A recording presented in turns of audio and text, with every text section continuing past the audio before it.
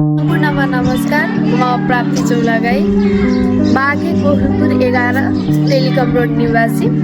म आज हजुरहरूको सामु माघी पर्वको बारेमा केही व्याख्या गर्न गइरहेको छु। नेपालीहरूको महान चाड मध्ये माघी पर्व पनि एक विशेष चाड हो। यस माघी पर्वले हाम्रो परम्परा संस्कृति जोगाउँदै आइरहेको छ।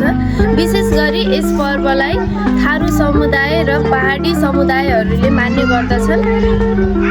थारू समुदायका मानिसहरूले यस पर्वमा ढिक्री,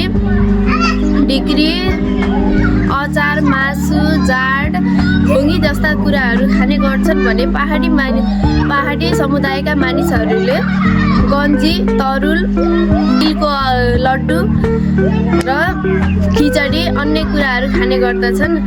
यस पर्वले जाडो महिना सकिएको र गर्मी महिना अब लाग्न लागेको भनेर सङ्केत दिने गर्दछ। यस थारू समुदायका मानिसहरूले यस पर्वलाई नयाँ वर्षको सुरुवात भनेर पनि लिने गर्छन्।